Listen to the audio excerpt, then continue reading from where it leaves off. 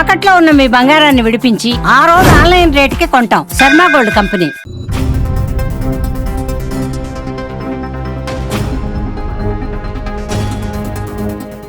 అఫ్జల్గంజ్ కాల్పుల కేసులో big turn చోటు చేసుకుంది. బీదర్ రాబరీ దొంగలను పట్టుకునేందుకు పోలీసులు అనువనువున జల్లడ పడుతున్నారు. కాల్పులు జరిపింది బీహార్కి చెందిన మనీష్గా ఇప్పటికే గుర్తించారు. బీహార్కి చెందిన మరో నిందితుడితో కలిసి మనీష్ బీహార్, ఛత్తీస్గఢ్, కర్ణాటక, తెలంగాణ రాష్ట్రాలలో దోపిడీలకు తెగబడుతున్నట్లుగా హైదరాబాద్ పోలీసులు గుర్తించారు.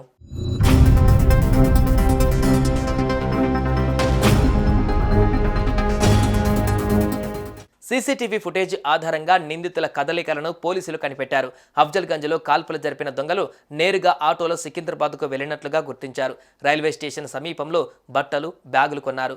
ఆ తర్వాత తిరుమలగిరి ఏరియాలో బట్టలు మార్చుకుని బ్యాగులను చేంజ్ చేశారు.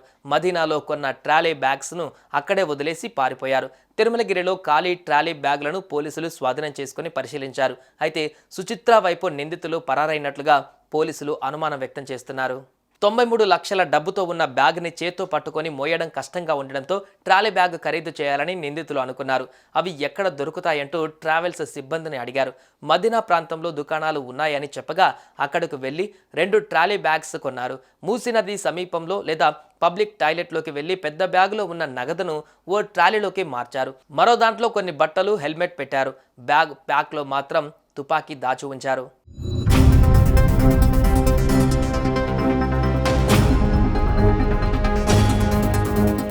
బీదర్ రాబరీ తర్వాత హైదరాబాద్ చేరుకున్న దొంగలు రోషన్ ట్రావెల్స్లో బస్ ఎక్కి రాయ్పూర్ వెళ్దామనుకున్నారు. ఈ ట్రావెల్స్ అఫ్జల్గంజ్ బస్టాప్లోనే ఉంటుంది. అక్కడ మినీ బస్సుల్ని ఆపడానికి అవకాశం లేకపోవడంతో ప్రయాణికుల్ని ట్రావెల్స్ బస్సుల వరకు చేర్చే మినీ బస్సుల్ని సమీపంలో ఉన్న మెట్రో ట్రావెల్స్ వద్ద ఆపుతారు. గురువారం కూడా అలానే ఆగడంతో రోషన్ ట్రావెల్స్ నుంచి మిగిలిన ప్రయాణికులు, 2 దొంగలు, వీళ్ళని పట్టుకోవడానికి వచ్చిన 2 బీదర్ పోలీసులు ఆ బస్సు ఎక్కారు.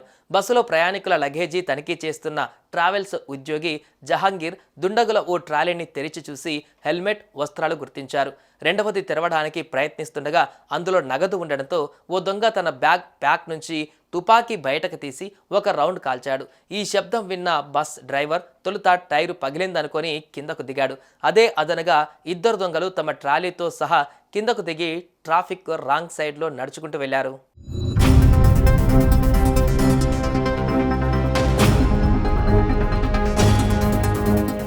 ఈ నిందితులు వారం క్రితం నుండి వివిధ ప్రాంతాలలో దోపిడీలు నిర్వహించినట్లుగా సమాచారం. గతంలో కూడా మనీష్పై హత్య, దోపిడీల కేసులు నమోదయ్యాయి. అతనిపై బీహార్ ప్రభుత్వం రివార్డు కూడా ప్రకటించింది.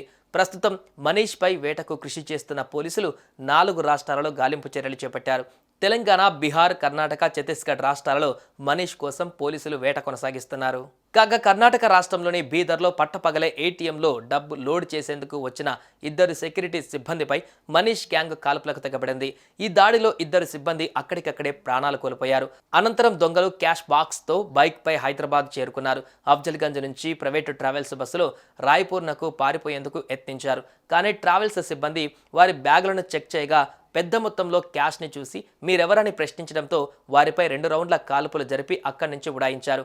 ప్రస్తుతం ఆ 2 నిందితుల కోసం పోలీసులు నగరమంతా జల్లెడ పడుతున్నారు.